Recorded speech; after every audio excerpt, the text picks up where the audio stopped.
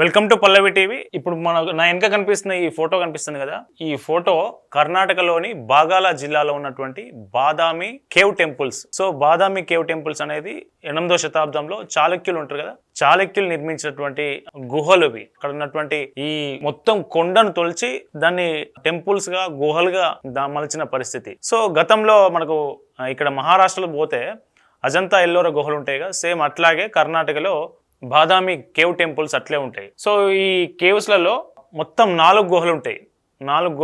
ఆ 4 గుహల్లో ఫస్ట్ గుహలేమో శివుడు ఉంటాడు. శివుడు నటరాజ రూపంలో దాదాపు 18 చేతులతో నాట్యం చేస్తున్నట్టుగా శివుడు రూపం ఉంటుంది. ఫస్ట్ గుహలో శివుడు ఉంటాడు. సో ఆ తర్వాత 2 గుహల్లో విష్ణువు రూపాలు ఉంటాయి. ఒక దగ్గర మహావిష్ణువు దశావతారాలు అంటాం కదా.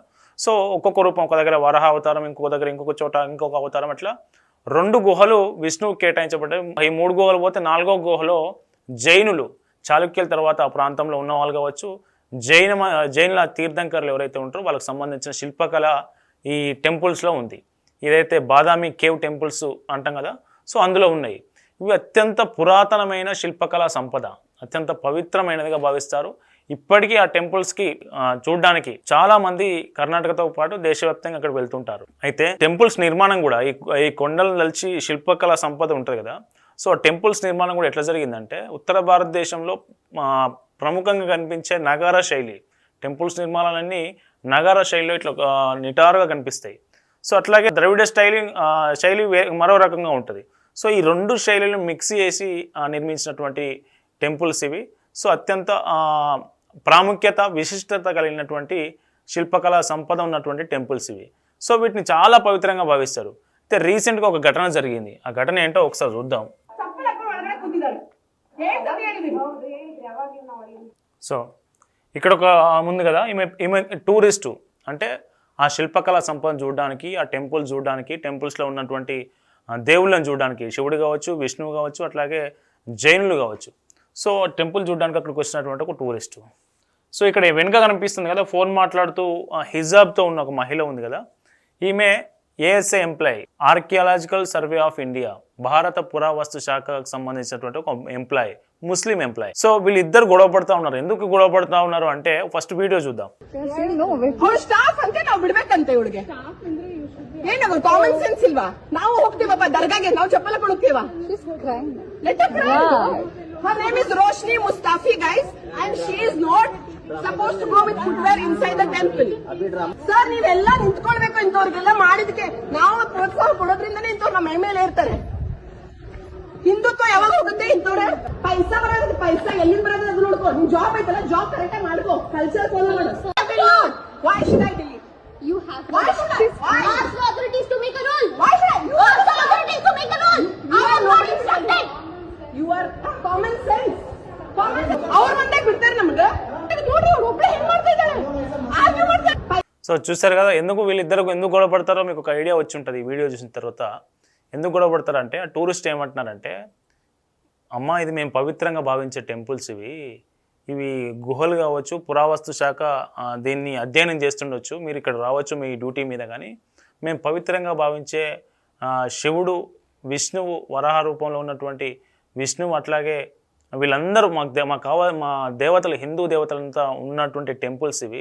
నువ్వు చెప్పులు వేసుకొని లోపలికి ఎట్లా వస్తావు, స్లిప్పర్లు వేసుకొని ఎట్లా వస్తావు లోపలికి అని ఈమె టూరిస్టు ప్రశ్నించింది. చాలా అగ్రెసివ్గా ప్రశ్నించింది ఆమె ఏమంటుందంటే, బదిలిస్తే చెప్పులు వేసుకొని పురావస్తు శాఖ ఆధీనంలో ఉన్న ఏదైతే కట్టడాలు ఉంటాయో ఆ లోపలికి వెళ్ళకూడదని మాకు ఇన్స్ట్రక్షన్స్ లేవు, నన్ను ఎవరు అట్లా ఇన్స్ట్రక్ట్ చేయలేదు, ఏమన్నా ఉంటే ఫిర్యాదు చేసుకోండి మాకు అని ఈమె వితండవాదం చేస్తూ ఉంది.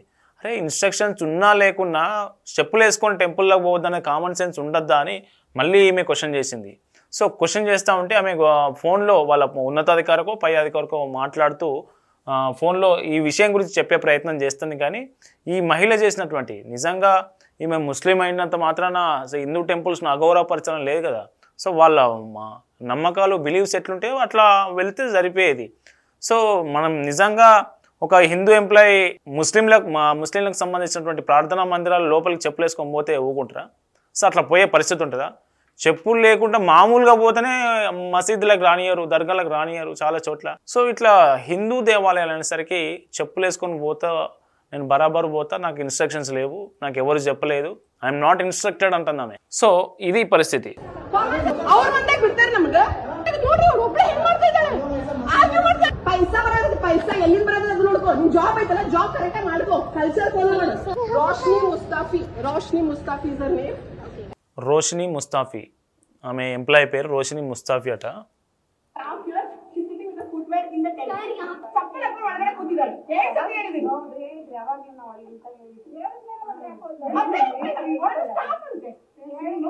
ಸ್ಟಾಫ್ ಅಂತ ನಾವು ಬಿಡ್ಬೇಕಂತೆ ಇವ್ರಿಗೆ. ಏನದು ಕಾಮನ್ ಸೆನ್ಸ್ ಇಲ್ವಾ? ನಾವು ಹೋಗ್ತೀವಪ್ಪ ದರ್ಗಾಗೆ, ನಾವು ಚಪ್ಪಲ ಕೊಡುತ್ತೀವ. Her name is Roshni Mustafi, guys, and she is not supposed to go with footwear inside the temple. So ఇది పరిస్థితి. ఆమె వద్దు అని చెప్పినా కానీ ఆమె వినకుండా లోపలికి టెంపుల్లోకి వెళ్ళే ప్రయత్నం చేసిందని ఈ టూరిస్ట్ ఆరోపిస్తూ ఉన్నారు. ప్రస్తుతం ఈ వీడియో సోషల్ మీడియా, ట్విట్టర్ కావచ్చు, అట్లాగే ఇన్స్టాగ్రామ్ కావచ్చు, సోషల్ మీడియాలో వైరల్ అవుతా ఉంది. ఈ ఇన్సిడెంట్ మీద మీరు మీ కామెంట్స్ తెలియజేయండి. చూస్తూనే ఉండండి పల్లవి టీవీ.